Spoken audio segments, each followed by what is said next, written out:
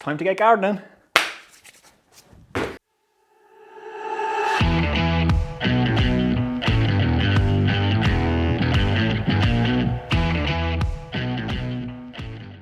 What's happening, everyone? Welcome back to the workshop. Now in this video we're going to build some planters. So it's time to get the garden looking nice, get some flowers down and cheer the place up a little bit. So whether you have a garden, a patio, a deck, a yard or a balcony, you'll be able to build these planters and make the place look that little bit nicer. It's going to be nice, quick, simple build. They're going to be super strong and they're going to be built to last. So these ones will last you a long time so long as you keep them treated. It's going to be similar construction to the miter saw station and to the mobile storage rack. It's a great way to build a frame from 2x4, so that's what we're going to do again. And we're going to make a nice little miter trim on the top, get it looking nice. We might even paint them, we'll see how we go. So let's jump in, look at the materials that we have and what we're going to need to do this. Let's do it. Right, so I'm just back from the builders providers and I've picked up some pressure treated timber. So that's what we're going to use to build this project. We have 4x2s and 6x2s. They are 16-foot lengths, which I cut in half so I could fit them in the back of my van. So they're cut down to 8-foot lengths. So they're down from 4.8 meters to 2.4 meters. And pressure treated is what we want to use because it lasts that bit longer outside. It's not going to last forever. You still will have to treat this every year or keep it painted. So if you put a nice outdoor paint on it, they will look great as well. Or you can keep the natural look and just use a clear oil to keep this stuff going. And it will last a long time. I have some stuff outside built from pressure treated construction timber, and it does last as long as you keep it treated. Then we have some 1000 gauge polythene. We have some screws. So these are the screws from Riser Ireland that they sent me on. So we're going to get to use them in this project. Screw gun, measuring tape, the miter saw, or if you have a circular saw, that'll do. If you don't have a circular saw, you can build this with a hand saw. It's going to be a bit more elbow grease. A miter saw is the ideal thing to have. But that's all we're going to need. It's going to be very fast to get this screwed together. So let's get on it. Right, on with the build, and like I say, this is going to be nice and simple and quick to do. So it's going to be similar to the miter saw station, similar to the lumber storage rack, the same L-shaped leg brackets, and we're going to build our frames internally inside them. The side of our planters are going to be 3 boards in width, so we're going to use our 6-inch boards for that. So 3 of those, that's 18 inches. Then we're going to leave a gap at the bottom, the same width. So that'll be another 6 inches. So that's a total of 24 inches in height. That's the total height of our planters. So that's what we need to cut our leg frames to make our L-shaped legs. It really doesn't require that much explanation. This is one of those videos where you can just watch along and you'll get it straight away. And for those of you who have already watched the miter saw station build and the lumber storage rack build, you guys know exactly what's going to happen here. So let's rock on, do this. I need to cut 8, 10, so 20 lengths of this, 22-foot lengths it is in the 4x2 to make up all my frames. I'm hoping to get 2 8-foot long planters out of what I have here. So let's do that. This is the first thing we need to do. Okay, so it's time to cut up our 20 lengths. So I've just clamped a piece of 4x2 to the top of this miter saw station. You can just butt all your timbers against that then. You only need to measure once and cut like crazy. It kind of flies in the face of measure twice, cut once. This is measure once, clamp a block down and cut like mad. So it's nice and quick and simple. So I'll get on chopping this now. I think in an upcoming video I might route in maybe a T-track into this bench and put a measuring tape in, so for adjustable stop blocks. So that might be an upcoming project. But for now we have a lot of chopping to do, so let's do it.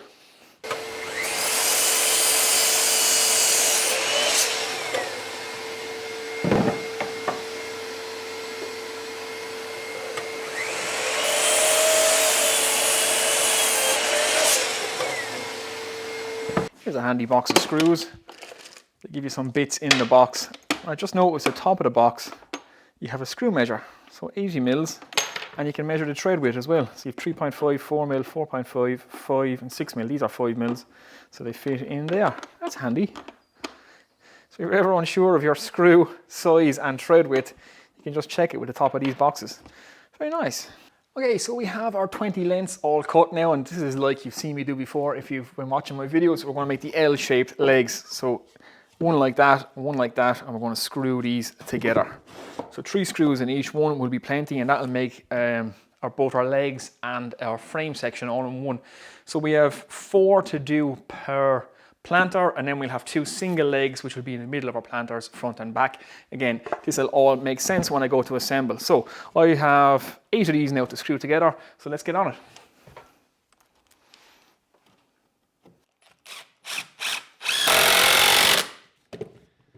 Some ear protection with these impact drivers is essential.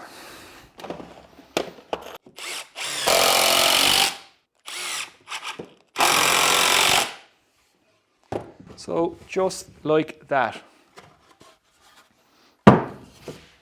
Okay, so there we go. That's essentially our frame laid out on the floor there. So you can see we have 4 corners, our legs make our frame, and then we have 2 middle legs. Now you can build this as high as you want, as long as you want. You just need to put some more supports in the middle if you're going to build it any longer than this. You can make it square, so you can just have these 2 guys with these 2. You can make it a perfect square if you want. It's very adaptable, it's very easy to put together, and it'll look good when it's finished. Now I'm just going to show you the orientation of these legs, how I'm going to have to put it. It's a design choice as well as a strength and frame choice. So let me explain that to you now. Right, these are our L-shaped leg brackets. Now the orientation of these are important for 2 reasons. One for the strength of the frame and one for the design choice. And let me explain. You see how these go together. We have a long side because it's butted against this timber, and we have a short side because it's against this timber this way in an L shape. So you can see the space is shorter than this gap here. You have the full 4 inches here, but you've only 2 inches here. So they're orientated this way for this simple reason. If I was to flip them around and turn them this way, you can see that this gap in here gets very, very narrow now because we have the 2 4-inch boards facing each other, plus we have the 2 inches width on the ends. That's a total of 6 inches here and here, rather than just the 4 inches here. Now that's important for the simple reason that we're going to be putting boards crossways in here, and this is a very narrow gap. So design wise, it's not going to look too good. So what we're going to do is flip it around and keep the short sides facing each other like this. So now you can see that gap has widened up, and you'll be able to see our boards crossing here. It just makes it look that little bit nicer. Now the next thing you have to think about, because you are doing it that way, the first board you're going to have to measure is your board that goes across the way, so the width rather than the length. Because if you put the length ones in first, as you can see, you'll be able to catch those inside in your frame, but you only have, say, a 1/4 inch then to catch your boards running across this way, if that makes sense. You'll see me assemble it now and it'll make all the sense in the world. So if you're not getting it, you will get it in a second.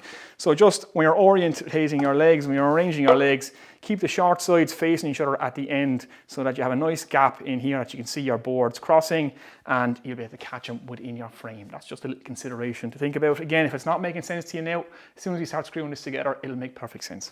So let's get on that. So I'm keeping in mind a total of 18 inches wide to the outside of my frame. That's outside of frame to outside of frame. So the first piece I want to cut is in here. So that's 15 inches or 380 millimeters. Now, if you could miter all these, and then that doesn't really matter because they'll be going into the corner anyway, but if you're not going to miter them, then the way you put these in is important. And there's no need to miter them, so we won't. So I need to cut a bunch of these now at 380 millimeters, or exactly 15 inches. Let's do it. Okay, so we're on to cutting our 6x2s. These are going to be our side pieces, so we need 6 of these per planter. So that's a total of 12 of these I have to cut because we're making 2. Set up my stop block again so I can just bolt them all to it and chop. Just one thing to make sure when you're cutting on your miter saw, I know most of you guys will probably know this, but anybody who's new, your mark may always allow for the curve of your blade. So you're going to lose the curve of your blade with every single cut. Your blade is about 1/8 of an inch thick, or 4 millimeters there or thereabouts, 3.5 to 4 mil. So you're losing that off every cut. So make sure that you mark to the far side of your blade and allow for the curve of your blade. So the measurement should be from this side of the blade to your stop block, not from this side of the blade, because you'll be 4 mil short. And if it's critical that you can't be 4 mil short, it's not too critical on planters, but we don't want any gaps around that. So just always allow for the curve of your blade, because you will lose that with every single cut. So there we go, a little tip. Now let's start chopping like crazy again.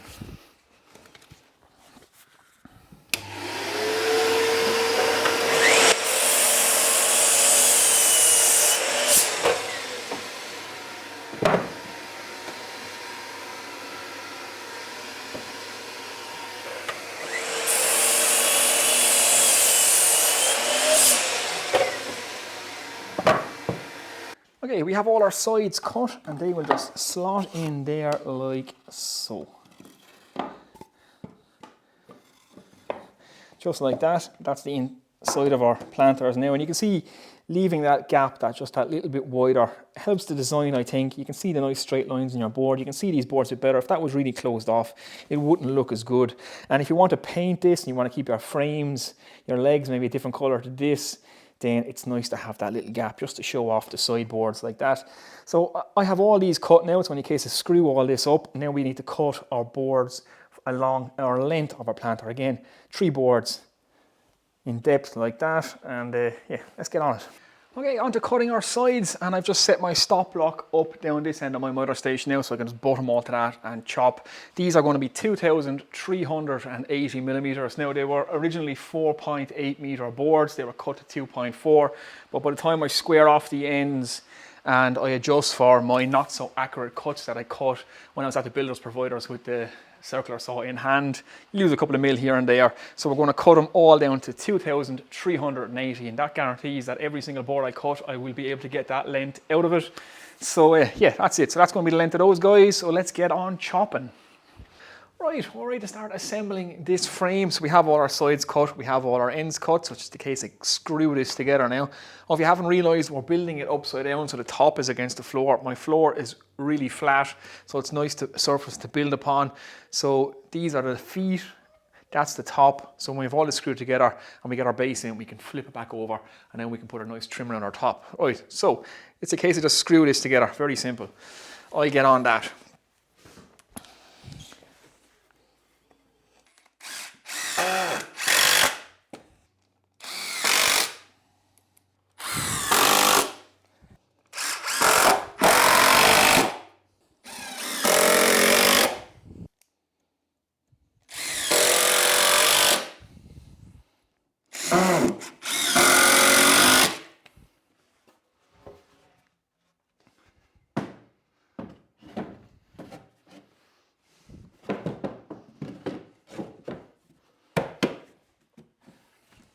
Okay guys, we have our 2 planters fully assembled now, so I've just cut all the boards for the base of it, so they're going to sit internally in the frame. They're the 6x2s, so we're just going to space them out roughly an inch in between, and we can poke holes in our plastic to let some of the moisture out and so it can drain.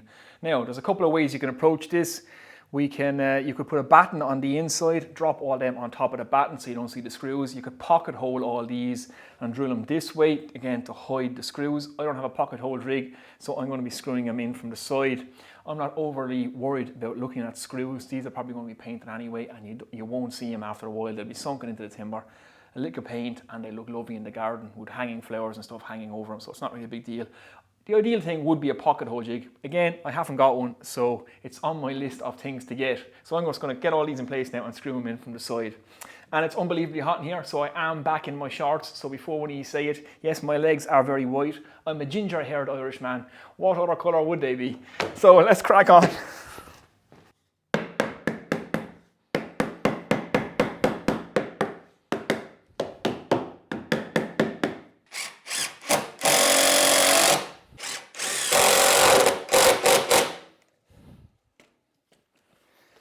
Actually, I think I'll do them all that way. Who needs a pocket hole jig?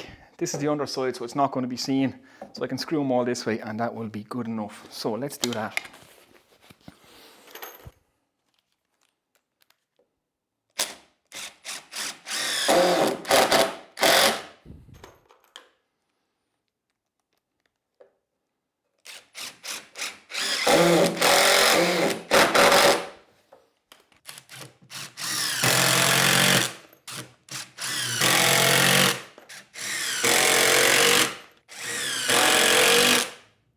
Okay, there we go, that worked out quite well. Those cutter screws are great, they're a lubricated screw, they don't split the end of the timber, so you can, without drilling any pocket holes or guide holes, you can just drive them straight in. So that worked. All the screws are hidden, they're underneath so they won't be seen. So we have about roughly an inch gap between each board, and we put our plastic down on top of that now. We can just punch little holes, just for little drainage holes, and that should do fine. So that's the bases done now. We can flip these over and we can start working on the top.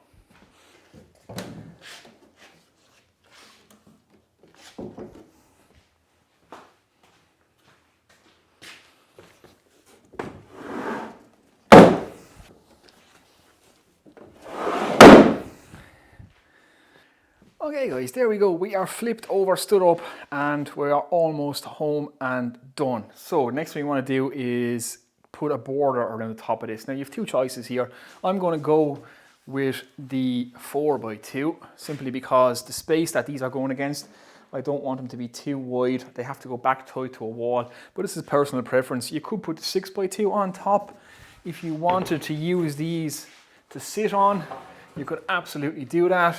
You could fit them to the edge. The 6x2s would actually look quite nice, especially when we miter the corners and make a frame out of them.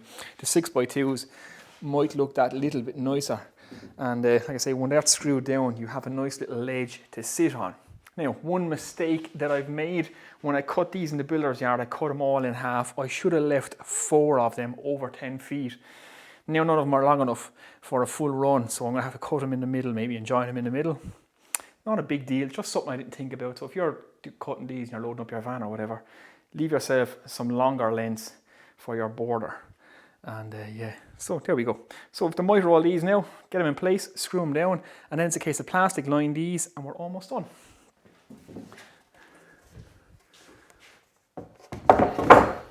Okay guys, here we are. We have the tops cut, so we have our corners are mitered. These ones are exactly joined in the middle again because I didn't leave these long enough to be a full length. I cut them all exactly in half at 8 foot, and these are slightly longer than 8 foot now. I should have left 4 of them longer, like I said, but not to worry. So these ones I've had to cut exactly into half and just miter the ends. These ones I had to kind of go 1/3 and 2/3. That's just because of what the timber I have left. But the joints will be pretty tight and you won't see it. And once it's painted, it's not really a big deal. So I haven't fixed them down. These aren't in place yet. What I want to do now is roll out our polythene, or get our plastic in here and staple that on the top, and then we will put our frame on top of that. So let's go.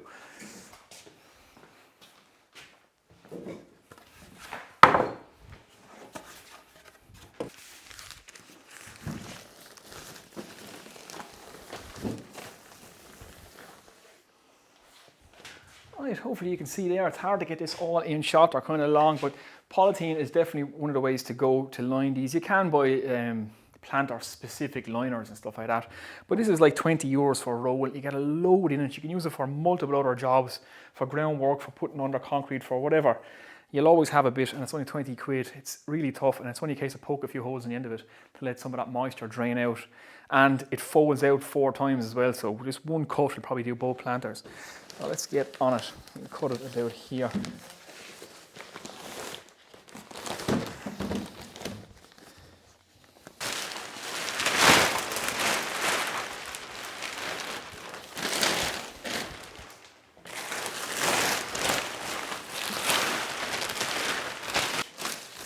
So that one piece we cut, it folds out 4 times. Like I said, that's the way the roll is done. So that's plenty to do both of these, and there's a heap left. So again, it's a cost-effective way of doing this, and it's good and strong. You could double it up if you felt like you need to, but honestly, this is going to be filled with compost, peat moss, that kind of thing. So it's not going to be hard on it, and this will help protect the wood, and we can just use a couple of drain holes in the end.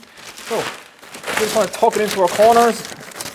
I'm going to staple it on the top, and then we can trim it with our knife, and then we can put our edge frame on. So let's do that.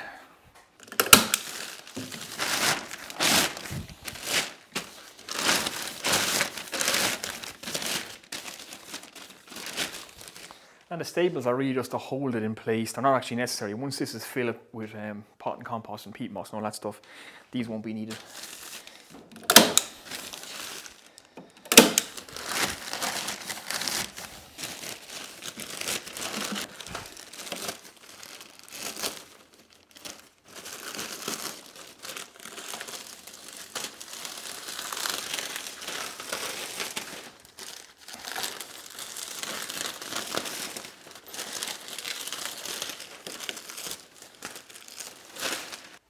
Okay, now that that's done, all that's left to do is just to put our frame back on top.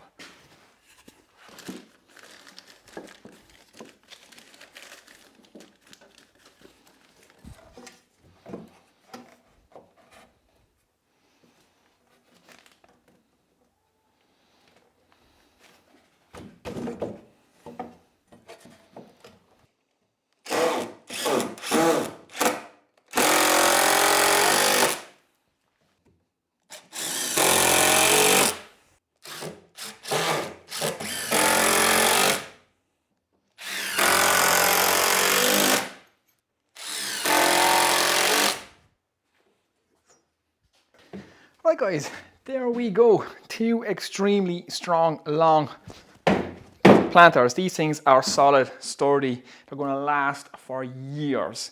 They're probably overbuilt, but again, if you want them to last that length of time, you want to get a good few years out of them, then it's worth doing it this way. 6x2s and 4x2s, pressure treated timber. From here, you can paint them any colour you want.